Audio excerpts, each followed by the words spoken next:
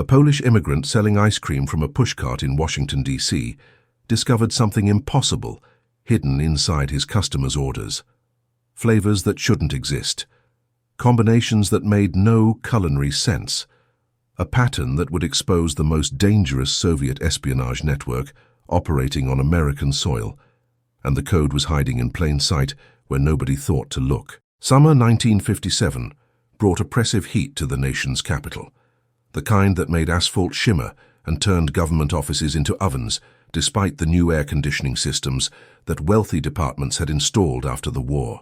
Josef Kowalski pushed his ice cream cart along Constitution Avenue 6 days a week, navigating the crowds of tourists and bureaucrats who escaped their offices during lunch breaks to walk beneath the elm trees that lined the National Mall. He had arrived in the United States 3 years earlier with forged documentation that identified him as a displaced person from the war, though the truth was more complicated than the story he told immigration officials at Ellis Island, who processed thousands of European refugees every month and rarely had time to verify the details of individual cases. Josef had worked for the Polish resistance during the occupation, specializing in communications and cipher work before the Soviet takeover made remaining in Poland impossible for anyone who had opposed the Nazis, with hopes of restoring Polish independence rather than accepting Soviet liberation as the permanent new reality. The ice cream business had seemed perfect for a man trying to disappear into American society, while avoiding the kind of scrutiny that came with factory work or positions that required extensive background checks. Josef operated without a proper vendor's license because the application process demanded documentation he couldn't provide without exposing his illegal immigration status. So he paid weekly bribes to a beat cop named Sullivan who looked the other way, as long as the cash arrived on schedule every Friday afternoon. The cart itself was a battered relic he'd purchased from an Italian vendor who retired to Florida. Its metal sides painted white with hand-lettered signs advertising vanilla, chocolate, and strawberry in optimistic red script that had faded to pink under 3 summers of relentless sunshine. Josef kept the cart immaculately clean, the ice cream fresh, and his interactions with customers brief and forgettable, exactly the kind of invisible presence that allowed a man with secrets to survive in a city built on secrets and the people who kept them. The pattern started in early June, when a thin man in a grey suit approached the cart near the reflecting pool and ordered pistachio with anchovy swirl. Josef had stared at him, certain he'd misheard over the noise of children playing and the distant sound of construction equipment working on the new Senate office building 3 blocks north. The man repeated the order with perfect clarity, his English carrying a faint accent that Josef couldn't quite place but recognized as European, possibly Slavic, definitely not native to the American capital. Josef explained that he only carried the 3 basic flavors listed on his cart, but the man had simply nodded, purchased a vanilla cone, and walked away toward the Washington Monument, without looking back or showing any disappointment about the unavailable flavor combination. 2 weeks later, the same man returned and ordered strawberry mustard ripple. Then came requests for chocolate pickle fusion and vanilla sardine surprise.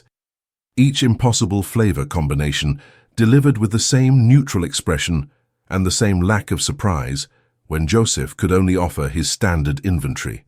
The man always bought vanilla, always paid exact change, and always walked south toward the tidal basin before disappearing into the afternoon crowds of government workers and tourists who filled the mall throughout the summer months. Josef recognized the pattern on the 4th encounter. The flavor combinations weren't random requests from an eccentric customer. They were cipher groups, basic substitution codes disguised as ice cream orders, the kind of elementary tradecraft that Polish resistance cells had used to communicate during the war, when passing messages in occupied territory under the watch of German counterintelligence units who monitored every telephone line and intercepted every letter that moved through the postal system. Each impossible flavor represented a letter or number, and the combination formed a simple message that anyone with the cipher key could decode immediately while appearing completely innocent to any observer who happened to notice the brief transaction. Someone was using Josef's ice cream cart as a dead drop. His hands shook as he scooped vanilla into a cone. The man took it and walked away. Josef watched him disappear into the crowd near the Lincoln Memorial, his grey suit blending perfectly with the dozens of other bureaucrats who filled the mall every weekday afternoon. A dead drop meant handlers and agents. It meant surveillance and counter-surveillance. It meant the kind of espionage apparatus that could destroy everything Josef had built in his 3 years of carefully constructed anonymity in America. Josef began carrying a small notebook in his apron pocket, the kind that grocery clerks used to track inventory, its pages filled with deliberately mundane entries about vanilla and chocolate sales that concealed the real information he recorded in a modified version of the resistance cipher he'd learned in Warsaw during the war. Every impossible flavor request went into the notebook disguised as a supply order, with pistachio anchovy becoming 12 units vanilla and strawberry mustard translating to 8 units chocolate, according to a substitution key that existed only in Josef's memory, where no search or interrogation could ever extract it. He worked through the combinations during the slow afternoon hours, when the heat drove customers away, and left him alone with his cart near the Smithsonian Castle, its red sandstone towers rising like a Gothic fantasy against the humid Washington sky that pressed down on the city, with the weight of an approaching thunderstorm that never quite arrived. The cipher was rudimentary but effective, designed for speed rather than security, the kind of system that prioritized rapid communication over cryptographic complexity, because resistance cells had needed to pass messages quickly before German patrols could investigate suspicious conversations or behaviors. Josef recognized the structure immediately once he started analyzing the flavor combinations systematically, treating each request as a discrete cipher group that represented either a letter, a number, or a punctuation mark, depending on the specific combination of base flavor and modifier. Pistachio indicated consonants, strawberry signaled vowels, chocolate marked numbers, and vanilla served as punctuation or spacing between cipher groups, while the modifiers like anchovy, mustard, pickle, and sardine determined the specific letter or number within each category according to an alphabetical progression that any competent cipher clerk could memorize within an hour of training. The breakthrough came during the 3rd week of July, when Josef had collected enough samples to attempt a proper decryption of the messages being passed through his cart. He worked late into the night in his boarding house room on N Street, a cramped space above a Polish delicatessen where the owner allowed him to rent month to month without asking for references or identification beyond the forged papers that Josef carried in his wallet. The decryption revealed coordinates, specifically latitude and longitude readings, that corresponded to locations within the Washington metropolitan area, followed by 4-digit numbers that Josef initially couldn't identify until he realized they were dates written in European format with the day preceding the month. The first complete message he decrypted translated to coordinates near the Naval Research Laboratory in southwest D.C., followed by the date July 23rd, which was 5 days away from the night he sat hunched over his notebook with a pencil and scratch paper covered in failed attempts to break the code. Josef understood what he was looking at even before he finished decrypting the second message. Dead drop locations and service times. The ice cream orders weren't the actual intelligence being passed between Soviet agents and their handlers. They were scheduling information for physical meetings where documents, photographs, or microfilm could be exchanged away from surveillance and the growing counterintelligence apparatus that FBI Director Hoover had built specifically to hunt Soviet spies operating on American soil. The system was brilliant in its simplicity because it created no paper trail, required no suspicious telephone calls, and involved no direct contact between agents until the actual exchange occurred at the predetermined location and time that had been communicated through nothing more suspicious than a Polish immigrant selling ice cream to government workers during their lunch breaks. The realization of what his cart had become transformed Josef's carefully maintained invisibility into a liability. He was now a component in a Soviet intelligence operation, an unwitting asset whose ice cream cart served as a communication hub for espionage activities that could involve anything from political intelligence gathering to nuclear weapons secrets being passed from compromised American officials to their Soviet handlers. The men in grey suits who approached his cart weren't random customers making bizarre flavor requests. They were trained intelligence officers using his business as a brush pass location where they could communicate schedules without ever acknowledging each other's existence or creating any evidence that would survive basic FBI surveillance techniques. Josef spent the next week observing his customers with the same attention to detail he'd learned during the occupation, when identifying Gestapo informers in resistance networks meant the difference between survival and arrest. He noticed patterns he'd previously ignored, like the fact that impossible flavor requests only occurred on Tuesdays and Fridays between 11:30 and 1 o'clock, when the lunch crowds provided maximum cover and minimum opportunity for sustained observation. He identified 3 regular customers beyond the original man in the grey suit, including a woman in her 40s who dressed like a Department of Agriculture secretary, and a younger man who wore the kind of cheap suit that suggested a junior position in one of the smaller federal agencies that operated out of temporary buildings left over from the war. The woman approached his cart on Friday, July 19th, exactly 4 days before the dead drop at the Naval Research Laboratory was scheduled to occur. She ordered butter pecan with liver paste ribbons. Joseph's hands went cold, despite the oppressive heat that had turned the National Mall into an outdoor furnace, where even the most dedicated tourists sought shade under the elm trees and avoided unnecessary movement. He scooped vanilla ice cream with mechanical precision, accepted her exact change, and watched her walk east toward the Capitol building, where its white dome dominated the skyline, like a promise that American democracy would outlast the Soviet system that had enslaved half of Europe after claiming to liberate it from fascism. Joseph decrypted her order that night. Naval Research Laboratory, July 23rd, 1100 hours. The same location and date as the previous message, but with a specific time that indicated the actual exchange, would occur late in the morning when researchers broke for early lunch, and the facility grounds would have multiple people moving around to provide cover for a brief meeting that would look like nothing more than 2 acquaintances stopping to chat near the parking area. Someone was passing information from inside the Naval Research Laboratory, which meant someone with access to classified research was compromised. The facility worked on radar systems, guided missiles, and nuclear propulsion projects that represented the cutting edge of American military technology. Whatever was being passed to the Soviets on July 23rd would give Moscow insights into American capabilities that could shift the balance of power in the Cold War that everyone pretended wasn't an actual war, even though both sides were fighting it every day with espionage, sabotage, and proxy conflicts in countries most Americans couldn't locate on a map. Joseph lay awake in his boarding house room, listening to traffic on N Street, and the sound of the delicatessen owner closing up shop 3 floors below. 4 days until the exchange. 4 days to decide what to do with information that could destroy the Soviet network, but would certainly destroy Joseph's life in America when FBI investigators started asking questions about how an illegal Polish immigrant happened to be running an unlicensed ice cream cart that Soviet intelligence had selected as a communication hub. The FBI would want to know everything. They would dig into his background, discover the forged papers, uncover his resistance work during the war, and inevitably ask why he'd fled Poland if he had nothing to hide from the communist government that now ruled his homeland with Soviet backing. Tuesday afternoon brought the man in the grey suit back to Joseph's cart near the reflecting pool.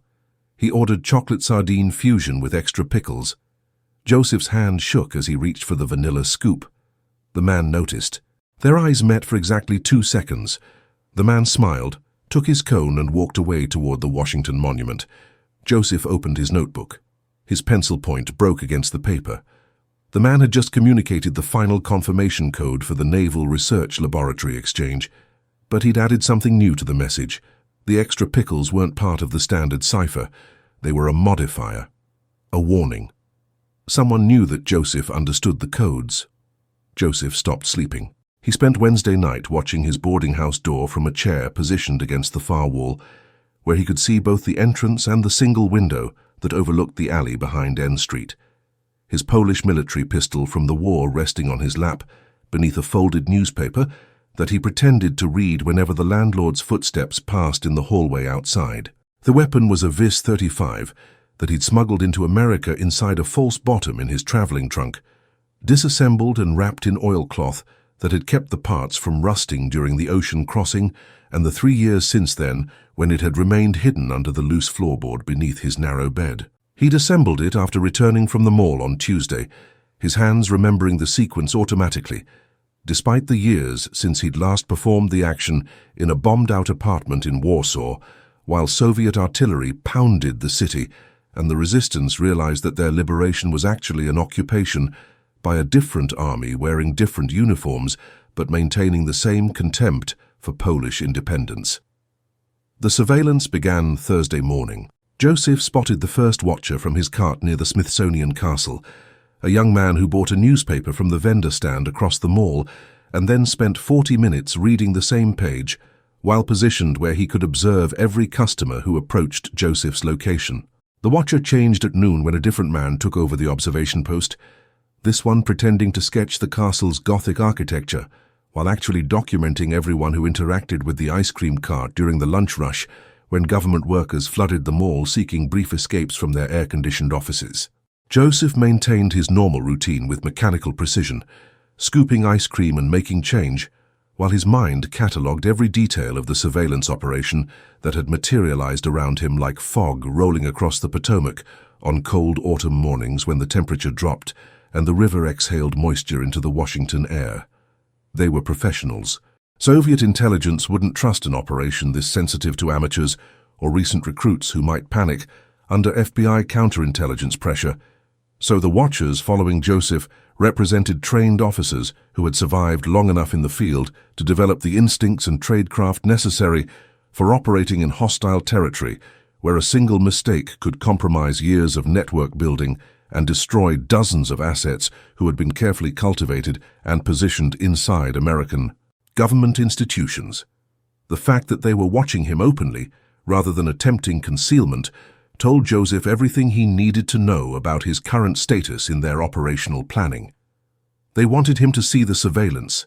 They wanted him frightened and compliant.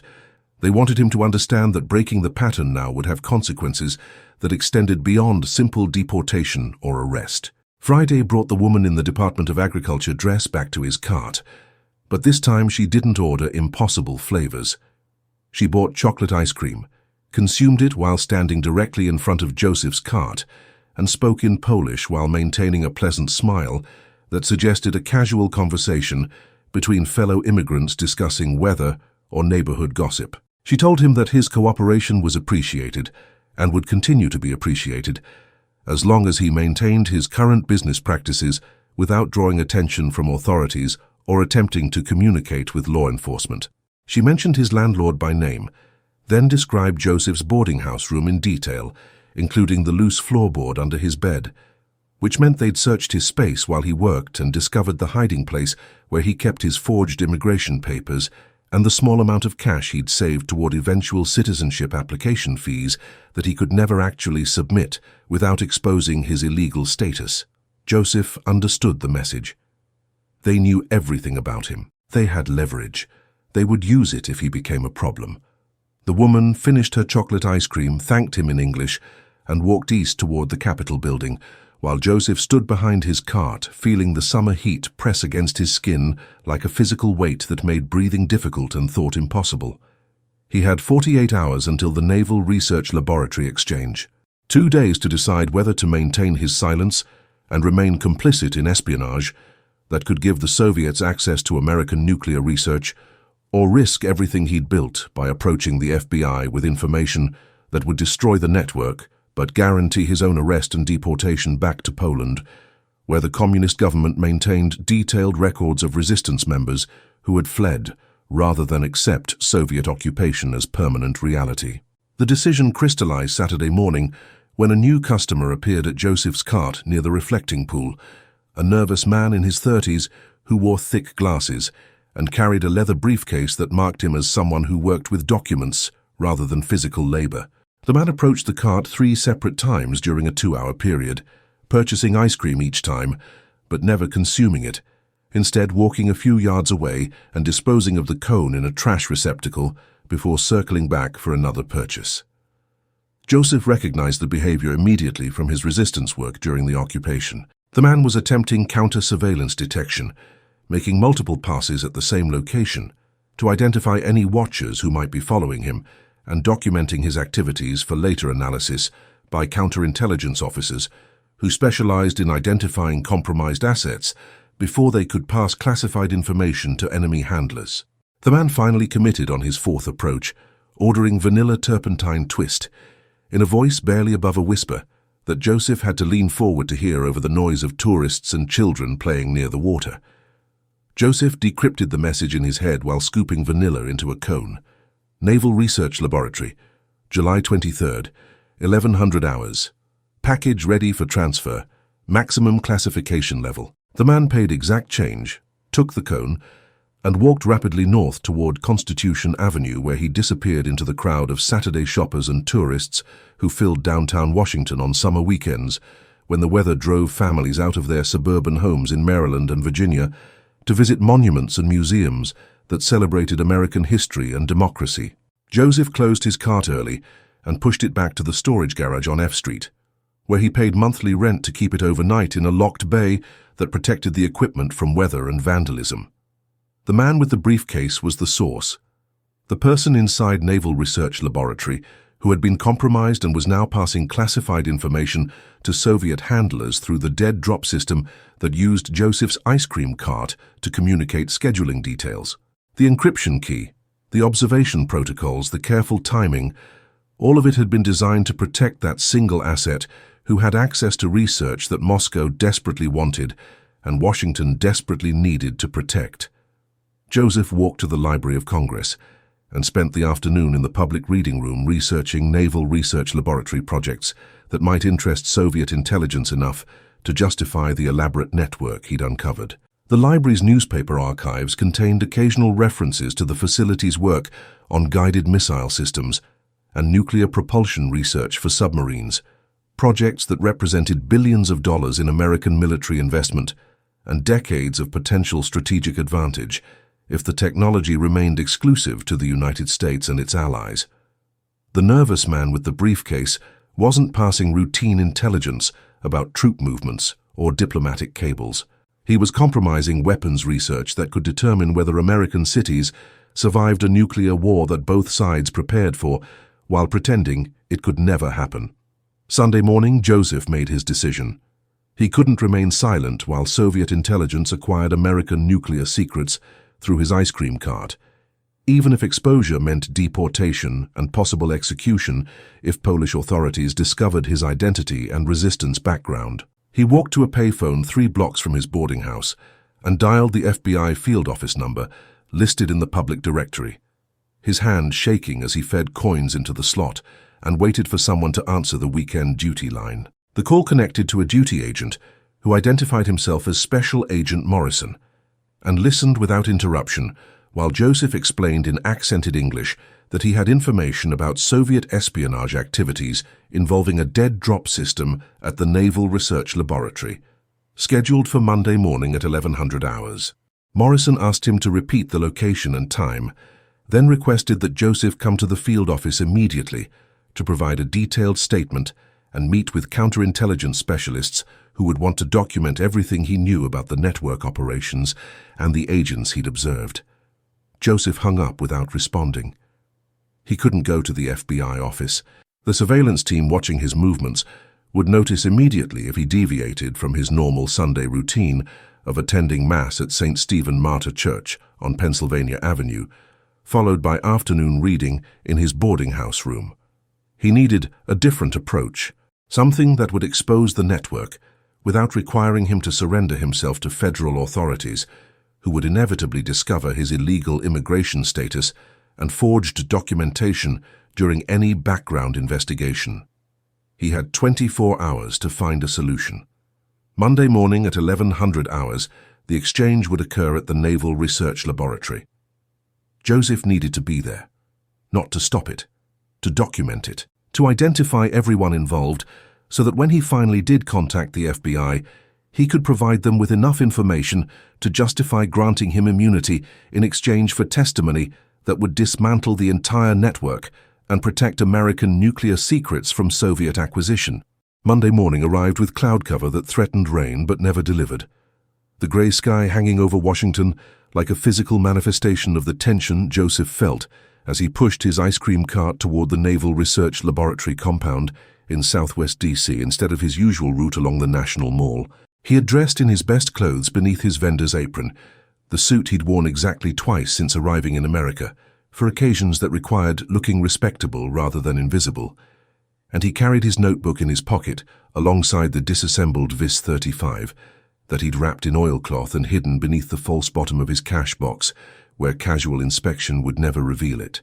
The laboratory occupied several acres behind a chain-link fence that separated classified military research from the working-class neighborhood surrounding the facility, its buildings arranged in the utilitarian style that characterized wartime construction, when function mattered more than aesthetics and speed of completion, determined whether projects succeeded or failed before the enemy developed countermeasures. Joseph positioned his cart across the street from the main entrance at 10:30, giving himself 30 minutes to observe the area and identify surveillance positions before the scheduled exchange at 1100 hours. He spotted 2 watchers immediately, the same professionals who had documented his movements on Thursday and Friday, positioned where they could monitor both the facility entrance and anyone approaching from the surrounding streets. A black sedan arrived at 10:55 and parked in the visitor lot adjacent to the main gate, where security guards checked identification and maintained logs of everyone entering the compound. Joseph recognized the nervous man with thick glasses and the leather briefcase as he exited the sedan and walked toward the gate, presenting credentials to the guard who examined them carefully before waving him through toward the research buildings that housed the classified projects Moscow wanted so desperately to penetrate. The man moved with the jerky uncertainty of someone operating under extreme stress, his head turning constantly as he scanned for threats or surveillance that might indicate his activities had been compromised, and counterintelligence officers were preparing to arrest him before he could complete the transfer. Joseph watched a second car arrive 5 minutes later, a grey Chevrolet that deposited a woman in her 50s near the visitor's entrance before driving away toward the Potomac waterfront. The woman carried a large purse and wore the kind of practical dress that suggested a secretary or administrative assistant, someone whose presence on a military research facility would attract zero attention from security personnel who saw dozens of similar women every day performing the clerical work that supported the scientists and engineers developing weapons systems. She entered through the main gate after brief conversation with the guard, her credentials apparently satisfactory, and walked toward the same building complex the nervous man had entered 7 minutes earlier. The exchange would happen inside. Joseph had miscalculated. He'd expected an outdoor meeting in the parking area where he could photograph the participants from across the street using the small camera he'd brought specifically for documentation purposes. Instead, the transfer was occurring in a controlled environment where unauthorized persons couldn't observe, and where even authorized personnel would have difficulty later recalling who spoke with whom during the chaos of a normal working day. Joseph needed to get closer. He needed evidence the FBI couldn't ignore. He needed something that would justify immunity in exchange for his testimony. Joseph pushed his cart across the street toward the facility entrance, ignoring the surveillance team that immediately noticed his deviation from established patterns. The guard at the gate looked up from his clipboard as Joseph approached, his expression shifting from boredom to suspicion as he registered an unlicensed vendor attempting to access a classified military installation. Joseph spoke quickly in his accented English, explaining that he'd received a request to provide ice cream for a retirement party in Building 7, the administrative complex where civilians worked on unclassified support functions that kept the research facility operating smoothly. The guard consulted his clipboard. No party scheduled, no vendor authorization. Joseph insisted there must be confusion. Perhaps the paperwork hadn't been filed properly. These things happened all the time with last-minute celebrations. The guard picked up his telephone to verify. Joseph saw movement behind the guard station. The nervous man with the briefcase was exiting Building 3, with the woman in the practical dress walking 3 yards behind him, maintaining separation that suggested no connection between them, despite the fact that they were clearly coordinating their movements toward the parking area, where the exchange would finally occur in the open, where Joseph could document it. Joseph abandoned his cart and ran. The guard shouted behind him, but Joseph was already through the gate and moving toward Building 3, where the nervous man had stopped near a parked truck to light a cigarette, with hands that shook so badly the match went out twice before catching. The woman approached from the opposite direction, her large purse held casually at her side. They would brush past each other. The briefcase would be switched. Moscow would have American nuclear research, and Washington would never know until Soviet submarines appeared, with propulsion systems that shouldn't exist for another decade. Josef pulled the camera from his apron and raised it. The nervous man saw him. His face went white. The woman turned. Josef pressed the shutter 3 times, capturing both faces and the moment of exchange. As the briefcase transferred hands in a movement so smooth, it would have been invisible to anyone not specifically watching for it. Security guards were running toward him from multiple directions. The surveillance team had entered the compound. Josef dropped the camera and raised his hands. Special Agent Morrison arrived 90 minutes later, while Josef sat handcuffed in the facility security office, answering questions from military police who couldn't understand why an illegal Polish immigrant had assaulted a classified installation with an ice cream cart. Morrison listened to Josef's explanation about the cipher system, the dead drops, the surveillance, and the network that had been using his cart to coordinate espionage activities for months without his knowledge or consent. He examined the notebook where Josef had documented every impossible flavor request and the decryption key he'd developed from his resistance experience during the war. The FBI arrested 7 people that afternoon. The nervous man with the briefcase broke during interrogation and revealed his Soviet handler's identity, along with details of classified documents he'd been photographing for 18 months. The woman in the practical dress turned out to be a GRU officer operating under diplomatic cover, who had diplomatic immunity that State Department officials reluctantly honored despite FBI protests. The man in the gray suit disappeared and was never found. Josef received conditional asylum in exchange for his testimony and cooperation with the counterintelligence investigation that eventually identified 12 Soviet assets operating in Washington defense installations. The immigration charges were quietly dropped. The vendor license was approved. 3 years later, Josef became a naturalized American citizen at a ceremony in the same federal building where he'd first reported the espionage network he'd accidentally uncovered, while selling ice cream to government workers who thought they were ordering impossible flavors when they were actually scheduling the theft of American nuclear secrets, one scoop at a time.